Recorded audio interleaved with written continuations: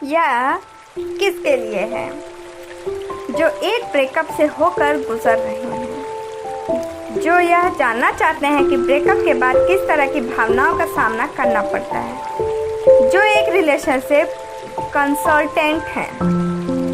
यह किताब आपको क्यों पढ़नी चाहिए? ब्रेकअप होने से आपको बहुत तकलीफ हो सकती है। इसके बाद आपके अंदर तरह तरह की भावनाएं उठने लगती हैं।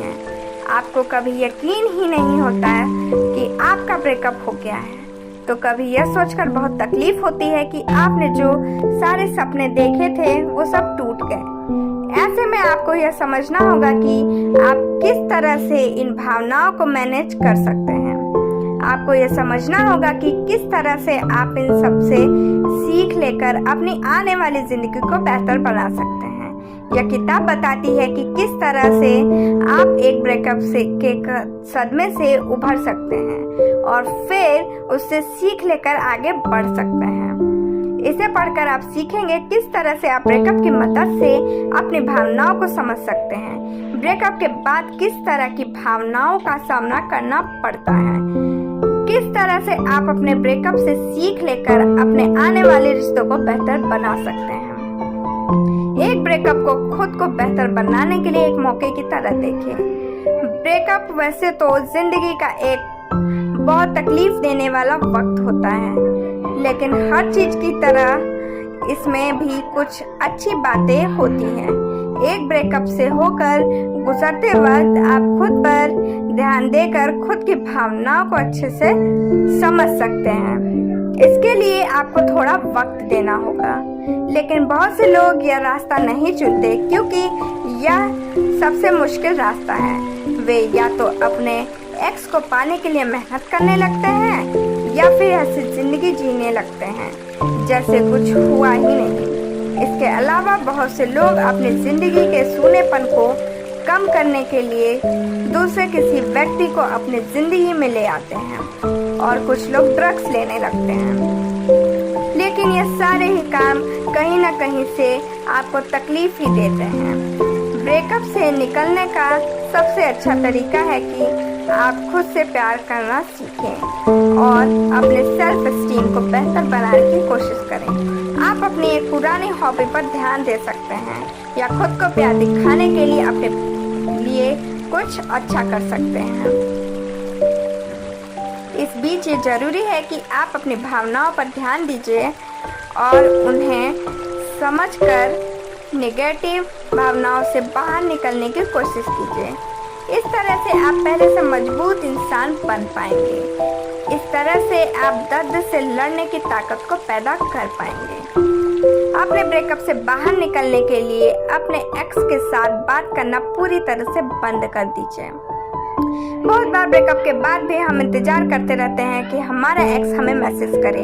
हम ब्रेकअप के बाद भी उसे इंस्टाग्राम पर या फेसबुक पर फॉलो करते रहते हैं और यह देखते रहते हैं कि वो अपनी ज़िंदगी में क्या कर रहा है। इस तरह से हम खुद को ब्रेकअप से बाहर नहीं निकाल पाते। हमारा एक्स हमसे दूर जाने के बाद भी हमारी ज़िंदगी पर असर डालता रहता है और हम उससे परेशान होते रहते हैं। अपने एक्स को देखने या उससे बात करने के हर जरिए को खत्म कर दीजिए। यह मुश्किल हो सकता है क्योंकि आपको उसके साथ रहने की और उससे बात करने की आदत है और उनके बिना आप कुछ सुना सुना महसूस करेंगे।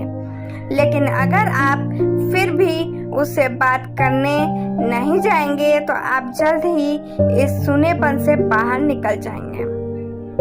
इसके बाद आपको उससे बात करने के बहाने खोजने बंद कर देने चाहिए। बहुत बार ब्रेकअप के बाद भी बहुत से लोग एक दूसरे को दोस्त बनकर रहने की कोशिश करते हैं।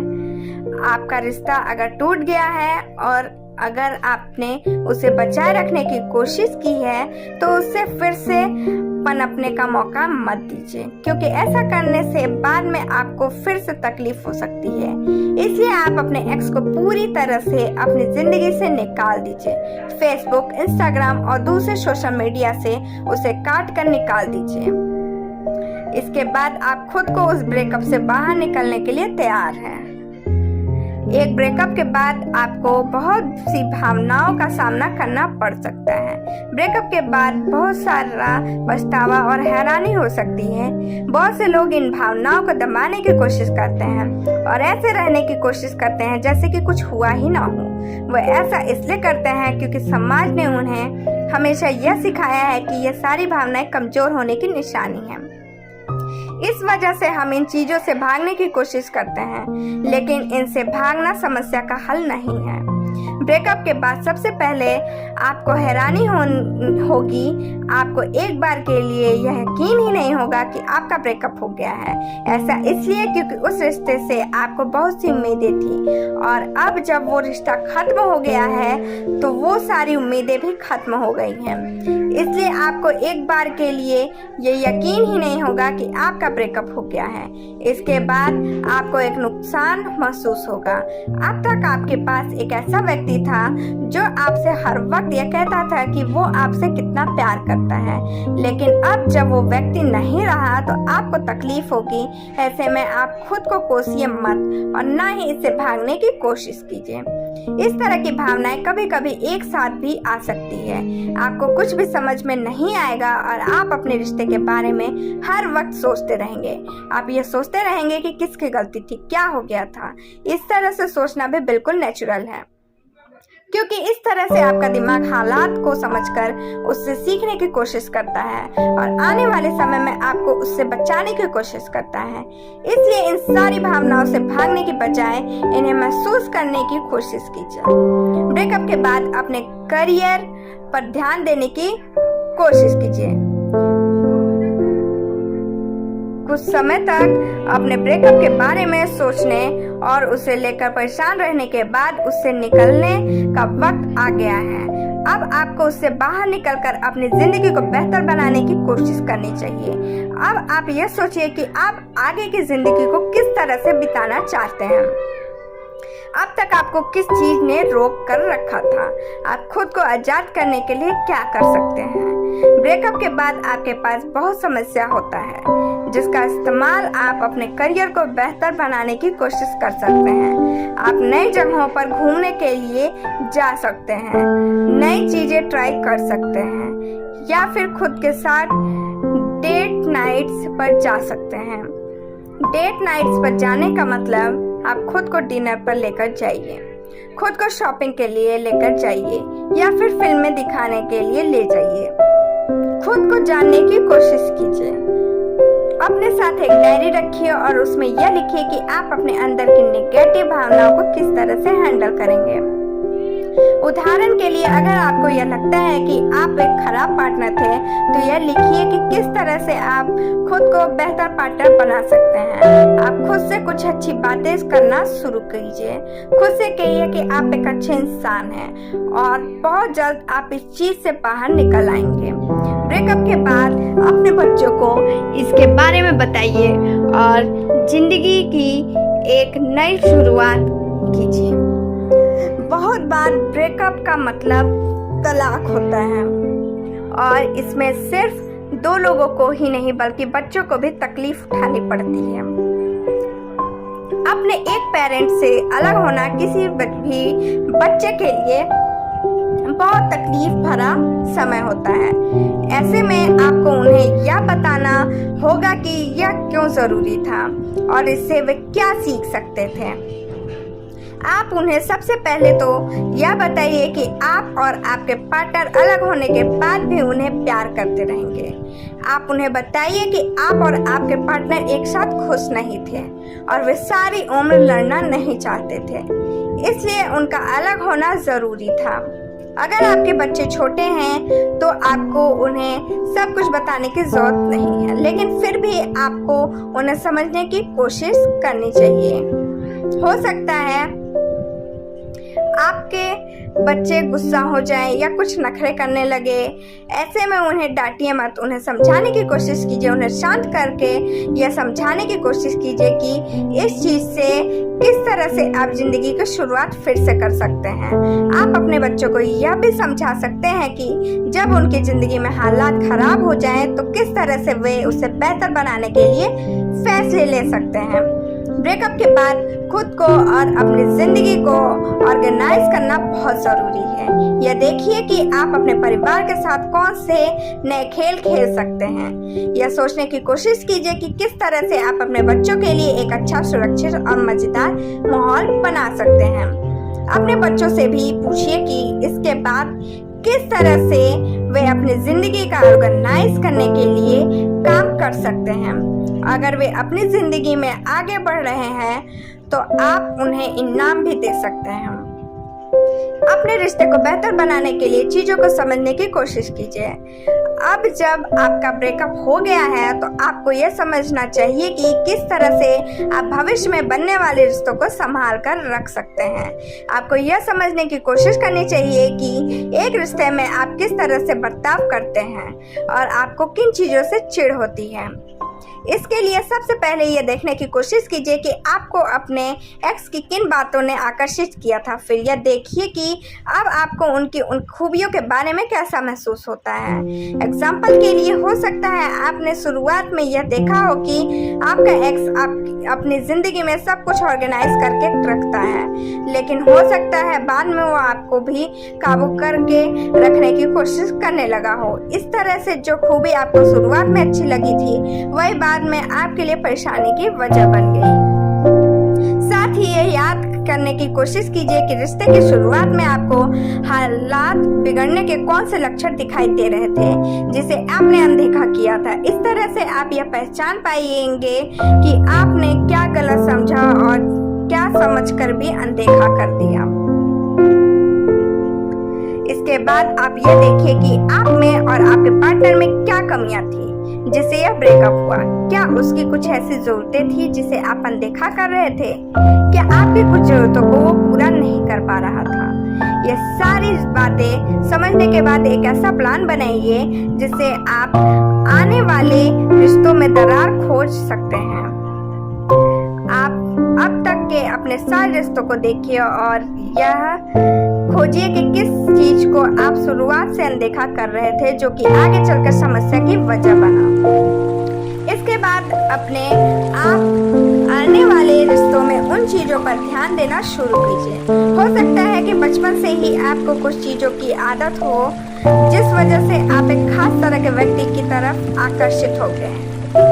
एग्जाम्पल के लिए अगर आपके घर में आपके पेरेंट्स बहुत गालियां देते थे तो हो सकता है आपको सिर्फ वही व्यक्ति पसंद आए जो कि गालियां देता हो। इस तरह के पेरेंट्स को समझना बहुत ज़रूरी है क्योंकि इसी वजह से आप एक खतरनाक रिश्ते में रहकर भी उसे बाहर निकलने की कोशिश नहीं कर सकते। खुद की ज़रूरतों के लिए खड़ा होना सीखिए। बहुत बार हम अपने पार्टनर को खुश करने के लिए उसकी कही गई हर बात मान लेते हैं। इस तरह से हम वो काम भी करने लगते हैं जो हमें पसंद नहीं है और हम अपनी ज़रूरतों को ख्याल रखना भूल जाते हैं। इसलिए आपको खुद के लिए बड़ा होना सीखना होगा और अपने पार्टनर को बताना होगा कि अगर उसे आपके साथ रहना है तो उसे आपकी ज़रूरतों की परवाह करनी होगी। आपको अपने पार्टनर से यह बताना होगा कि आपको क्या नहीं पसंद है और अगर वो उस काम को बार बार करेगा तो उसके क्या नतीजे हो सकते हैं। यह ज़रूरी है कि आप अपने पार्टनर से अपनी बात ना मानने के नतीजों के बारे में बताएं, वरना वो आपकी सीमाओं की इज्जत नहीं करेगा। एग्जाम्पल के लिए मान लीजिए जब भी आपको कहीं मूवी देखने जाना होता है और आप अपने पार्टनर को साथ आने के लिए कहते हैं तो आपका पार्टनर हमेशा लेट आता है। आपको उसे बताना होगा कि अगर आगे से वो लेट होता है तो आप उसके बिना ही मूवी देखने चले जाएंगे। आपको उन्हें यह बताना होगा कि अगर उसे आपके साथ रहना है तो उन्हें आपकी ज़रूरतों की कदर करनी चाहिए। आज़ाद और अकेला रहना सीखिए और प्यार के लिए अपने शौक कभी मत छोड़िए। बहुत बार हम तब लोगों को डेट करते हैं जब हमें किसी की ज़रूरत महसूस होती है। इसके बाद जब हमारा ब्रेकअप हो जाता है तो हमें फिर से किसी की ज़रूरत महसूस होने लगती है। किसी को भी डेट करने का सबसे खराब समय तब होता है जब आपको किसी की ज़रूरत महसूस हो रही हो। जब हम सुरक्षित महसूस नहीं करते हैं तो हम ऐसे फैसले लेते हैं जो छोटे समय में हमारे लिए फायदेमंद है, लेकिन लंबे समय में हमारी खुशी को खा जाते हैं।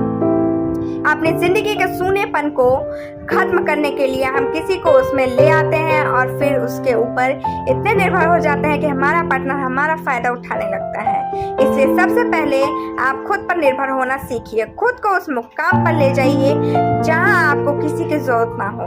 अकेले में ही खुद को खुश रखना सीखिए और अपने पैशन को अपना कर खुद से अपनी जिंदगी में कामयाब बनाइए। जब आप सुरक्षित होंगे और खुद पर निर्भर होंगे तब आप अपने लिए एक सही पार्टनर को आकर्षित कर पाएंगे। लेकिन एक बार आप किसी को डेट करने लगे तो अपने पैशन को छोड़िए मत। साथ ही हर वक्त अपने पार्टनर के साथ मत बिताइए। कुछ वक्त तक अकेले रहिए, क्योंकि अगर आप हर वक्त अपने पार्टनर के साथ रहेंगे तो आप बोर होने लगेंगे। थोड़ी सी दूरी बनाए रखना आपके और आपके पार्टनर दोनों के लिए जरूरी है। इस तरह से आप ब्रेकअप से बहुत कुछ सीख सकते हैं। यह एक मौका है जिंदगी से कुछ सीखकर आगे बढ़ने का। सारांश, ब्रेकअप होने से आपको बहुत तकलीफ हो सकती है, लेकिन इससे उभरने के लिए सबसे पहले आप अपने पार्टनर से बातचीत के हद तार तोड़ लीजिए। उसे किसी भी तरह से अपनी जिंदगी पर असर मत डालने दीजिए। इसके बाद आप कुछ ऐसा खोजिए जो कि आपका ध्यान भटका सके। अपने पैशन को खोजकर कुछ नया काम करने की कोशिश कीजिए। अपने आने वाले रिश्ते को बेहतर बनाने के लिए यह देखिए कि आप अपने इस ब्रेकअप से क्या सीख सकते हैं। जब आपका ब्रेकअप हुआ हो तो आपको सारा दिन उन ख्यालों में उलझे ना रहकर कुछ काम करना सीखना चाहिए। हो सके तो आप पेंटिंग करना या फिर कहानियां लिखने का काम कर सकते हैं। इससे आपका दिमाग बार बार टूटे हुए रिश्ते पर नहीं जाएगा और आप खुद को संभाल पाएंगे। आज के लिए बस इतना ही। Thank you, bye bye, take care.